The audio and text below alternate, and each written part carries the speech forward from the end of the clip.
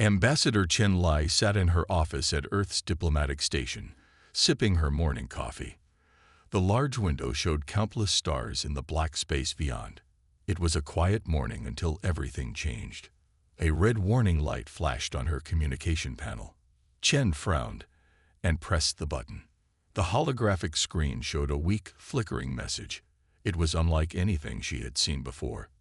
The message came in broken pieces. Help. Dying. Zenaki.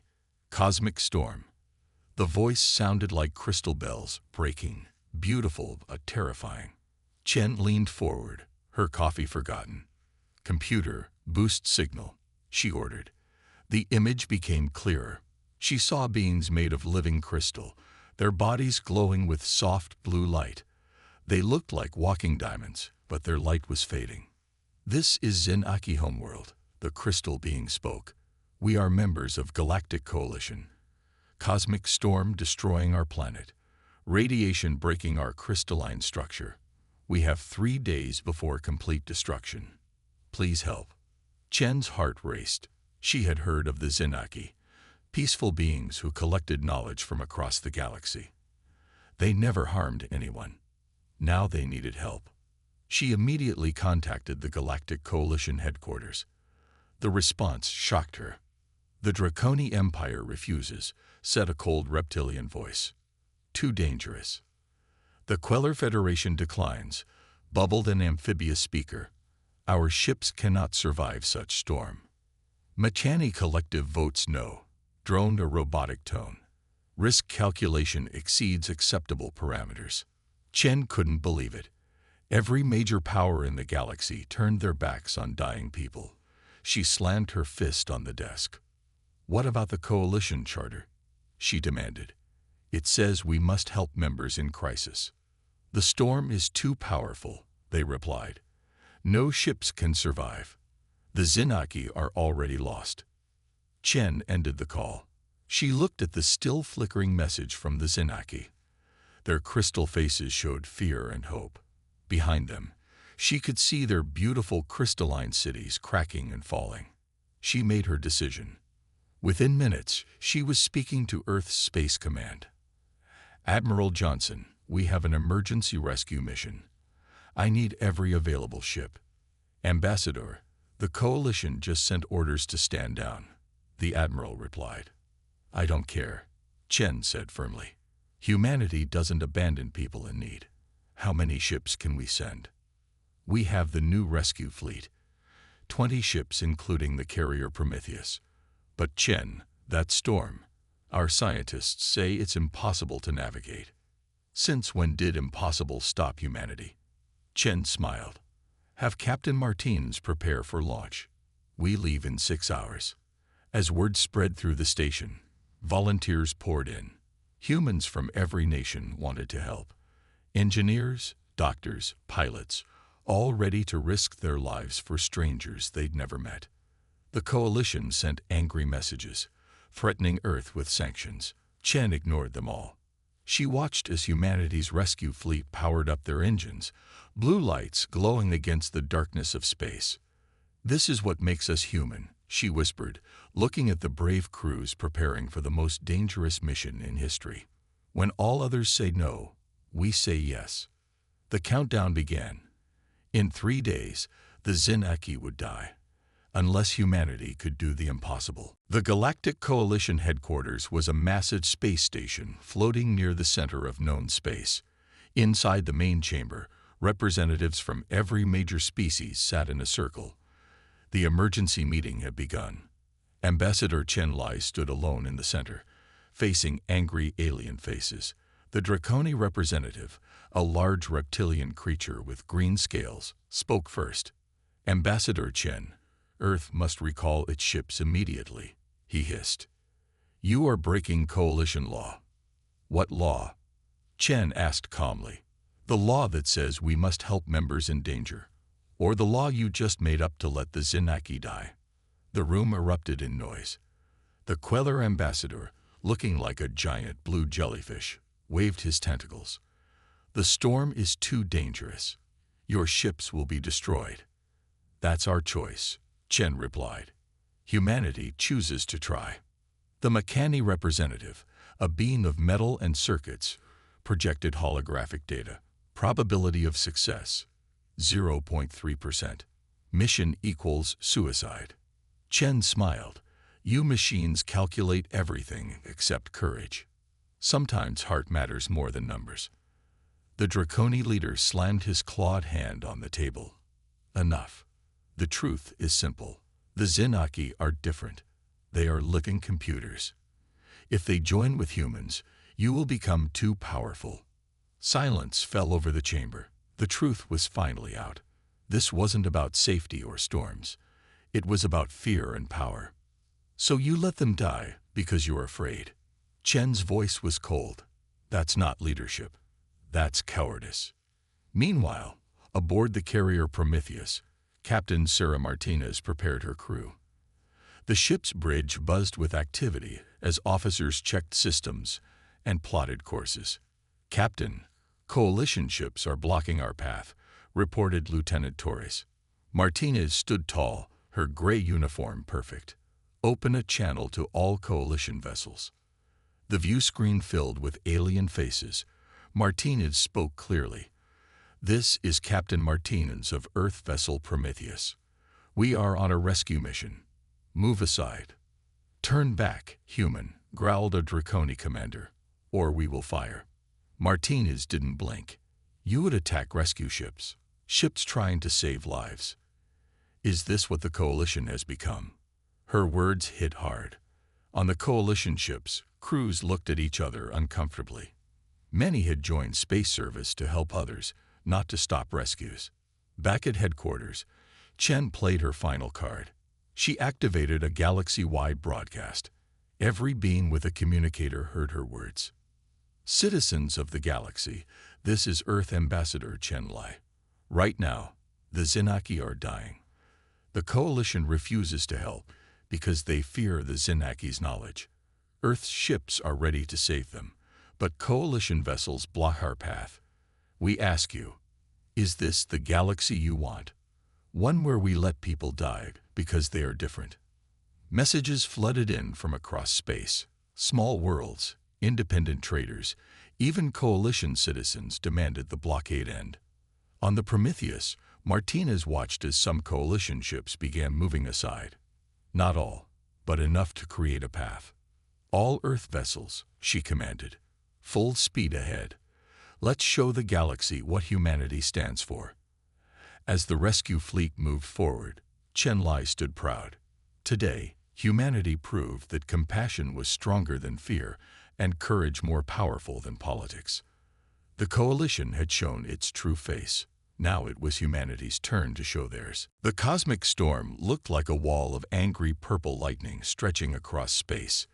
Energy waves crashed like ocean waves, each one powerful enough to tear a ship apart. The human fleet approached slowly, 20 ships facing nature's fury. On the Prometheus bridge, Captain Martinez studied the storm. It's beautiful, she whispered, and deadly. Engineer Miguel Torres scratched his head. Captain, our shields won't hold. The energy readings are off the charts. Then we need to think differently, Martinez replied. What do we know about the storm? Torres pulled up the data. It's not normal energy, Captain. The particles have a crystalline structure, like the Zenaki themselves. Martinez's eyes lit up. That's it. Miguel, what if we match our shields to the storm's frequency? Like tuning a radio. Torres grinned. Captain, you're either brilliant or crazy. Maybe both. Give me 1 hour. While Torres worked, pilot James Thompson prepared his rescue shuttle.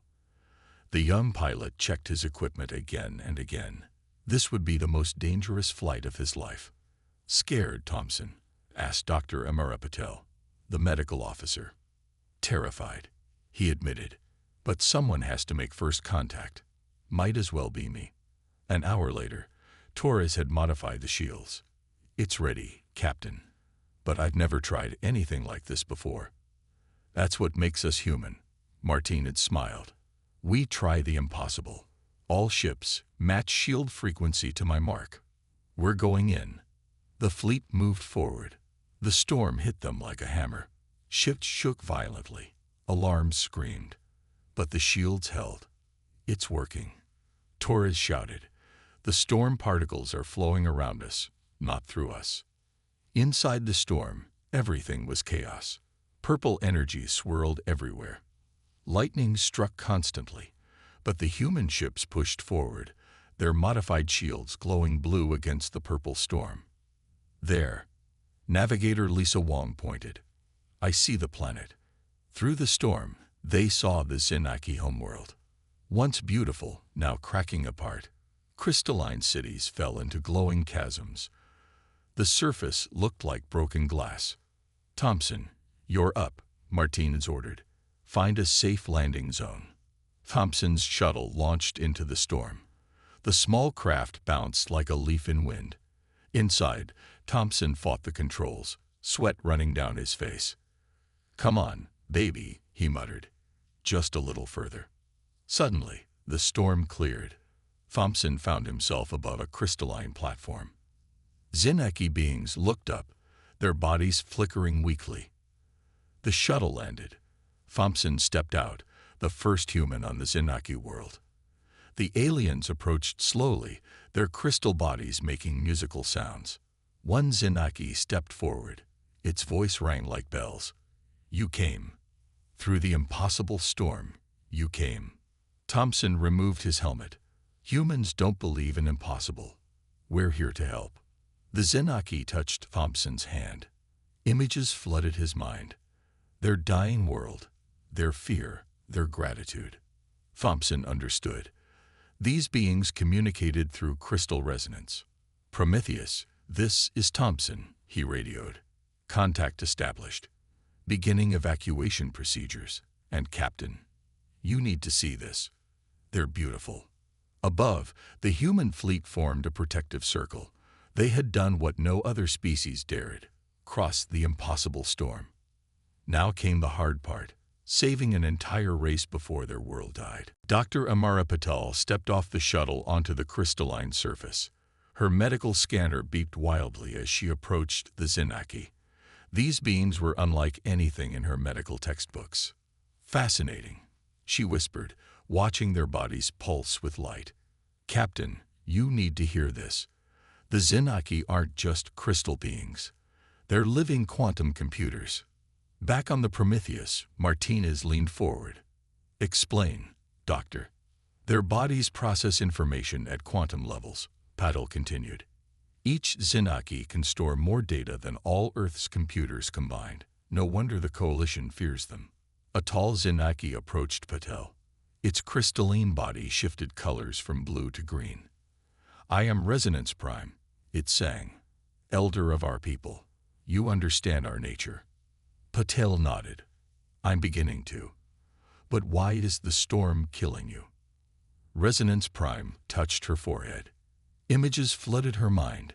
Millions of years of history, countless civilizations, knowledge beyond imagination. "We are archivists," Resonance Prime explained. "We collect and preserve knowledge from across the galaxy. The storm disrupts our quantum coherence. Our memories fragment. Our bodies break." Another Zenaki, smaller and flickering weakly, stumbled forward. "Help us," it chimed. "We are losing ourselves." Patel scanned the smaller being. Her face turned pale. "Captain, we have less time than we thought. Their quantum structure is collapsing. Hours, not days." Thompson joined them, supporting a group of Zenaki children. They made soft, tinkling sounds, like wind chimes in a breeze. "Doc, these little ones are fading fast." Patel worked quickly, trying to understand their biology. "The storm's radiation interferes with their quantum bonds. It's like static destroying a radio signal." "Can we shield them?" Martinez asked over the comm. "Not with normal shields," Patel replied. "We need something that maintains quantum coherence." Resonance Prime sang sadly. "Other races tried to steal our knowledge. They failed. We cannot be copied or transferred. We must be preserved whole. That's why the Coalition abandoned you," Patel realized. They couldn't take your knowledge, so they're letting you die with it. Engineer Torres had an idea. Doc, what if we create quantum stasis pods? Like the shield modification, but for individual Zenaki. Brilliant, Patil exclaimed. But we'd need their help to calibrate them. Resonance Prime's body glowed brighter. You would share technology with us. Trust us. That's what humans do, Thompson smiled. We help each other. Working together, humans and Zenaki began designing evacuation pods. The Zenaki shared quantum harmonics while humans provided engineering skills. It was a perfect partnership. A young Zenaki approached Patil, its body flickering. With a gentle touch, it created a crystal flower in her hand. For kindness, it sang weakly. Patil's eyes filled with tears. We'll save you all. I promise. The ground shook violently. Cracks spread across the crystalline surface. Time was running out. All teams, Martinez commanded. Begin evacuation protocols. Engineering. We need those pods now. As humans and Zenaki raced against time, something remarkable happened. The two species, so different in form, found they shared something fundamental, the desire to preserve life and knowledge. The coalition had feared this union. Now they would witness its power. Lieutenant Commander Wizong coordinated the evacuation from the Prometheus Bridge.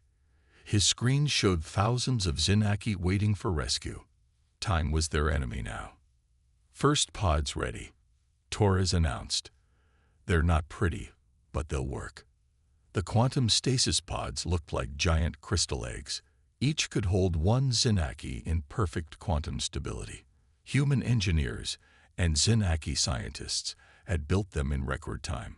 On the surface, chaos reigned. The ground split open with terrible cracking sounds. Crystalline buildings toppled into glowing chasms. Zenaki families huddled together, their bodies flickering like dying flames. Women and children first, Thompson ordered, following ancient human tradition. But Resonance Prime stopped him. We are all connected, the elder explained. Families must stay together, or our quantum bonds break. Thompson nodded. Families together then. Load the pods. The evacuation began. Humans worked tirelessly, carrying weakened Zenaki to the pods. Each rescue shuttle made dangerous trips through the storm, ferrying pods to the waiting ships. Dr. Patil monitored the Zenaki's condition. Their quantum coherence is stabilizing inside the pods. It's working. A young Zenaki child approached Thompson. Its crystalline body barely glowed, but its eyes shone with curiosity. The child touched Thompson's chest, right over his heart. Suddenly, Thompson's mind filled with images. Earth's blue oceans, green forests, children playing in parks. The little Zenaki was creating a crystal memory of Earth. For remembering, the child sang softly. Your world of kindness. Thompson knelt down. What's your name, little one? Harmony 7, the child replied. Then, with great effort, it created a small crystal in its hand. The crystal held swirling images of both their worlds. Keep safe, Harmony 7 whispered, placing the crystal in Thompson's palm. The ground heaved violently. A massive crack opened nearby, swallowing an entire crystal tower. Move, move, Zhang shouted over the comm. The planet's core is destabilizing. Rescue teams doubled their efforts. Humans carried Zenaki children in their arms, running to the shuttles. Engineers worked frantically to modify more pods. We're not going to make it, someone cried. Yes, we are. Martinez's voice cut through the fear. Humans don't give up. Ever. Her words sparked new energy. Tired crews pushed harder. Pilots flew through increasingly violent storms. Engineers built pods with whatever materials they could find. Hour by hour, shuttle by shuttle, the evacuation continued. The human fleet's cargo holds filled with crystal pods, each containing a precious life. 10,000 evacuated, Zhang reported. 20,000. 30,000. But millions remained. The planet groaned like a dying beast. Massive chunks of crystal broke away, floating into space. Resonance Prime approached Patel. "You have done more than any others dared. If some of us survive, our race continues." "We're saving all of you," Patel insisted, though exhaustion showed in her eyes. A shuttle pilot radioed in. "Captain, I can see the planet's core. It's going critical. We have maybe 1 hour." Martinez made a decision. "All ships, prepare for emergency protocols. We're going to try something crazy." The greatest rescue in galactic history was about to attempt the impossible again. Security Chief Rebecca Stone noticed something wrong first. The evacuation shuttle's navigation systems started failing, one after another. This wasn't random malfunction. "Captain, we have a problem," she reported. "Someone's sabotaging our ships." Martinez's jaw tightened. "Find them. Now." Stone moved quickly through the Prometheus, her security team scanning for unauthorized signals. In the engineering bay, she found 3 crew members acting strangely. They weren't human crew. They were coalition infiltrators in disguise. "Freeze," Stone ordered, weapon drawn. The infiltrators revealed themselves. A Draconi, a Queller, and a Mechani. They had used holographic disguises to board the human ships. "The Coalition cannot allow this alliance," the Draconi hissed. "Humans and Zenaki together are too dangerous." Before Stone could respond, alarms blared. More systems failed across the fleet. "They've planted viruses in our computers," Torres reported. "Shuttle bay doors won't open. Life support failing in some pods." On the planet's surface, Thompson noticed his shuttle's controls going dead. "Stone, whatever's happening up there, fix it fast. We got thousands still waiting for evacuation." The Zenaki Elder, Resonance Prime, sensed the crisis. "Betrayal," it sang sadly. "Even in our final hours, they seek our destruction." But the saboteurs had underestimated both humans and Zenaki. "Dr. Patel," Resonance Prime called. "Bring the infiltrators to us." Stone dragged the 3 saboteurs to the cargo bay where rescued Zenaki waited in their pods. Resonance Prime and several elders formed a circle around them. "You fear what you don't understand," Resonance Prime sang. The Zenaki's bodies pulsed with light. Suddenly, the infiltrators' minds filled with images, their own memories, fears, and guilt. The Draconi saw himself as a child, afraid of the dark. The Queller remembered being bullied for being different. The Mechani experienced the loneliness of being treated as just a machine. "We share our memories with you," Resonance Prime explained. "See your fear for what it is." The infiltrators collapsed, overwhelmed by the emotional connection. The Draconi spoke first, tears in his reptilian eyes. I was wrong. We were all wrong. Help us save them." Stone offered. "It's not too late to do the right thing." The Mechani stood up. "I know the virus code. I can stop it." Working together, the former saboteurs helped Torres clear the systems. One by one, shuttles came back online. The evacuation resumed at full speed. "Captain," John reported, "coalition ships approaching. They're not here to help." Martinez watched the tactical display. "They're going to attack us during the evacuation." But something unexpected happened. The 3 infiltrators sent a message to the coalition fleet. "This is Agent Delta 9. Mission abort. Repeat, abort. The humans are right. We must help the Zenaki." Confusion spread through the coalition fleet. Some ships held position, uncertain. Others began to withdraw. "The truth spreads like light," Resonance Prime sang. "Even in darkness, understanding grows." The evacuation continued, now with former enemies working side by side. Time was still critical, but hope had returned. Sometimes, the greatest victories come not from fighting, but from changing hearts. The planet shook like a dying animal. Chunks of crystal the size of mountains broke away, floating into space. Only minutes remained before total destruction. Captain Martinez studied the situation. Millions of Zenaki still waited on the surface. Their pods filled every human ship to capacity. There was no more room. "Captain," Torres said quietly, "we can't save them all. Not with our current ships." Martinez stared at the screen showing desperate Zenaki families, children, elders, all waiting for rescue that might never come. "There is a way," she said finally, "but it's insane." The bridge fell silent. Everyone knew that look in their captain's eyes. "If we overload the Prometheus's engines, we can create a massive warp bubble, big enough to transport everyone at once," Martinez explained. "But the strain will probably destroy our ship." "Captain, no," John protested. "That's suicide." Martinez turned to her crew. "I'm not ordering anyone to stay. Whoever wants to leave, take the shuttles now." Nobody moved. "We're with you, Captain," Thompson said over the comm. "All of us." One by one, every crew member on every human ship volunteered to stay. Engineers, pilots, medics, even the kitchen staff, all chose to risk their lives. "Humans," Resonance Prime sang in wonder, "you would sacrifice yourselves for strangers." "Not strangers," Martinez smiled. "Friends." Torres began the modifications. The Prometheus's engines glowed brighter than ever before. Warning lights flashed across every console. "Energy levels critical," someone shouted. "Hold steady," Martinez ordered. "Just a little longer." On the planet's surface, remaining Zenaki gathered in designated zones.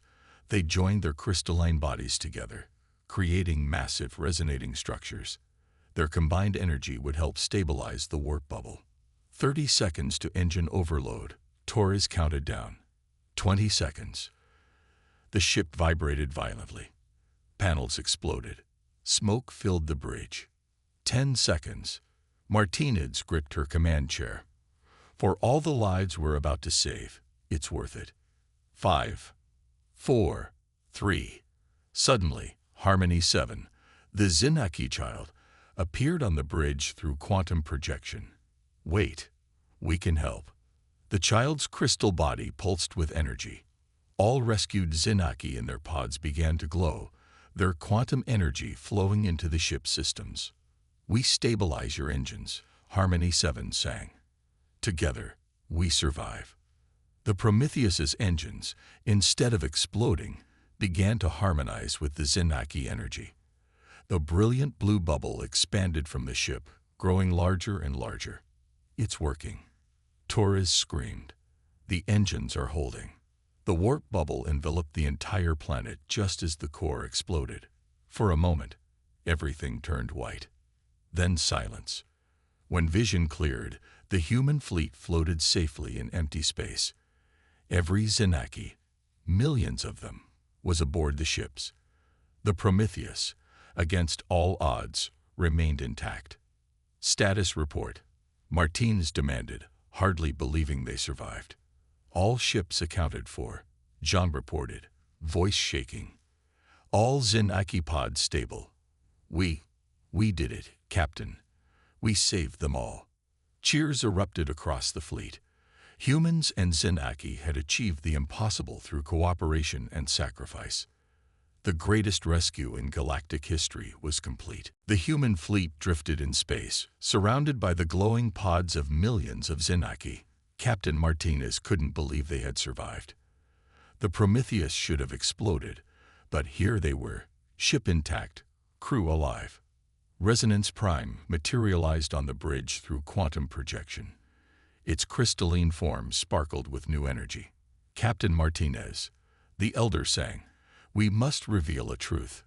The engine stabilization was no accident. We Zenaki possess ancient knowledge of quantum harmonics. You saved us," Martinez realized, "just as we saved you. More than that," Resonance Prime continued, "your willingness to sacrifice everything awakened dormant abilities within us. Humans and Zenaki together create something new, something powerful." Dr. Petal joined the conversation, excited. "The quantum resonance between our species is unprecedented. When humans showed pure selflessness, it triggered an evolutionary response in the Zenaki. Engineer Torres checked his readings. Captain, our engines aren't just repaired. They're improved. The Zinaki quantum harmonics have made them 3 times more efficient. News spread quickly through the fleet. Human crew members visited the cargo bays where Zinaki pods were stored. Through the transparent surfaces, they could see the crystalline beings glowing brighter than ever. Young Harmony 7 appeared beside Thompson. "We are changed," the child sang happily. "Human courage gave us strength. Now we give you our knowledge." The coalition ships that had threatened to attack now watched from a distance. Their commanders sent confused messages, demanding explanations. Ambassador Chen Lei, monitoring from Earth's station, broadcast to all. "This is what happens when we choose compassion over fear. Humans and Zinaki haven't just survived. We've evolved together." Resonance Prime made a formal declaration. "From this day forward, the Zinaki name humanity our quantum kindred, our knowledge, our technology, our friendship, all we share freely with those who risked everything to save us."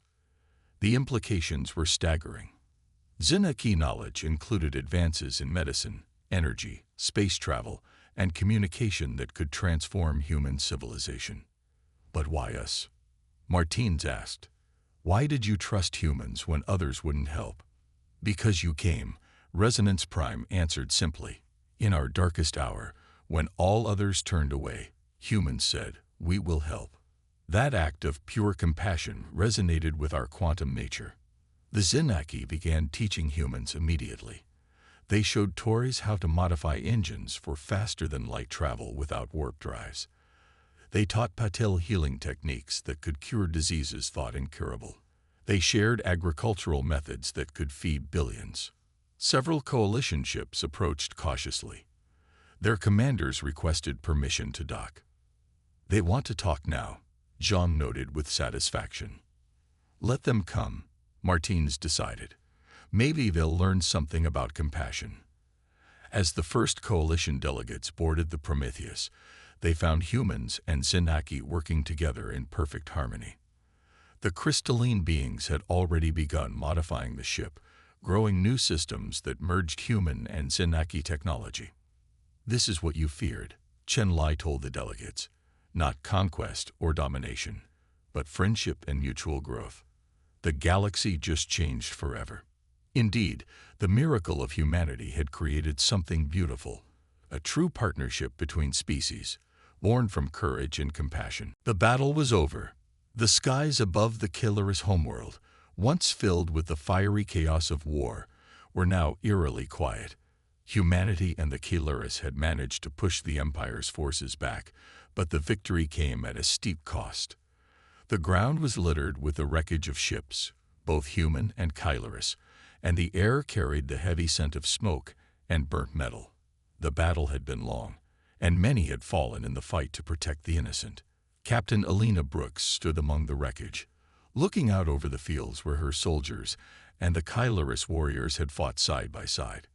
Her heart was heavy with grief for those who had died. In just a few short hours, the brave men and women of her fleet had sacrificed everything. The Killeris, too, had lost many of their people, and their world would never be the same. But despite the loss, there was a feeling of triumph in the air. They had done the impossible. They had defended the Killeris.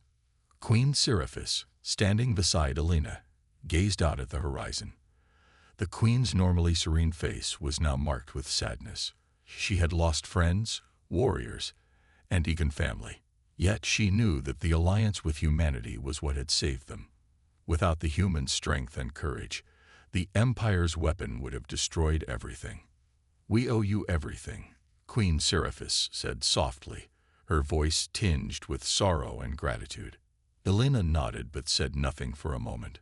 She understood the weight of Seraphis' words. The Killeris had lived in peace for centuries, and now their world was scared by war. Their homes, their forests, and their cities had been damaged in the fighting. Yet they had resisted. Together, they had held their ground. The human fleet had suffered casualties too. Ships had been destroyed, and many soldiers had given their lives in the heat of the battle. Alina had lost friends. She had watched as her crew, her family, fought to protect a people they had never met. And now, they were gone. Standing in front of the fallen, Alina knew that this war wasn't truly over. The Empire might have retreated for now, but they would not stop. There would be more battles, more challenges ahead. But for today, humanity and the Keluris had won. Together, Captain Brooks stepped forward, her eyes scanning the field. She turned to her crew, who had gathered to pay their respects to the fallen. "We've lost many today," she said, her voice steady but full of emotion. "But we've also won something. We've won the right to stand with the Keluris, to fight for something greater than ourselves, and we will continue to fight. Together." A cheer rose from the soldiers, and even the Keluris joined in, their voices a mix of joy and sorrow. They had fought side by side, and now they would rebuild side by side. It wasn't just a victory over the Empire. It was the beginning of a new era, a new dawn for the galaxy. And as the sun began to set over the battlefield, Captain Alina Brooks felt a small flicker of hope in her heart. This was only the beginning. The future would be theirs to shape, together. The sun was setting over the Keluris world, casting a warm golden glow across the landscape. The battle was over, but the work had only just begun. The humans and the Keluris stood together on the vast plains, surveying the damage left behind by the war. The ground was scared, and the cities had been damaged, but hope filled the air. They had fought for each other, and they had won. Captain Alina Brooks stood next to Queen Seraphis, both of them looking out at the horizon. Despite the sadness that still lingered in the air, there was a sense of unity between the two species. They had shared in the loss, but they had also shared in the victory. Now together, they would rebuild. "We did it," Alina said quietly. Her voice was filled with both pride and exhaustion. "We saved them. Together." Seraphis nodded, her eyes reflecting the same mixture of emotions. "Yes, together. I never thought I would see this day. The Keluris have always been peaceful, but we have learned much from you, and we will never forget what you have done for us." Alina turned her gaze toward her fleet. It was in ruins, but they were still standing strong. The soldiers, though weary, were already moving to begin the work of recovery. They had fought for a cause, not just for victory, but for something greater. They had fought to protect innocent lives, and they had made a lasting impact. "We will rebuild," Alina said firmly. "It won't be easy, but we have the strength, and we'll do it together." The Keluris, despite their peaceful ways, had shown their strength during the battle. They had fought alongside the humans, using their advanced knowledge of energy and nature to help defend their world. Now they were ready to lend their skills to the rebuilding efforts. They would work side by side with the humans, using their unique abilities to restore the damage done by the Empire. As the days passed, the Keluris and humans worked together. They shared technology, knowledge, and resources. It was a partnership like no other, one built on trust, sacrifice, and a shared vision for the future. The Keluris cities were slowly being repaired, and the damage to their environment was being healed. The once divided species were now united, and their bond grew stronger each day. Captain Brooks found herself walking through the Keluris capital one evening, watching as the city came to life once again. The humans had helped clear the debris, and the Keluris were planting new trees and restoring their fields. It was a beautiful sight, one that filled her with hope for the future. She stopped by a small garden, where a group of Keluris children were playing with human soldiers. They laughed together, a sound that had been rare during the war. It was a symbol of the new world they were building together, a world where differences were set aside for a common cause. Queen Seraphis joined her, and together they watched the children play. "This is the beginning of a new era," Seraphis said softly. "One where we stand together, not as strangers, but as allies, as friends." Alina smiled, feeling a sense of peace she had never known before. The war was over, but the journey was just beginning. Together, humanity and the Killerists would face whatever challenges the galaxy threw their way. They were no longer alone. And that was something no enemy could ever take away. The future was bright, and for the first time, Elena truly believed in the hope of a new dawn.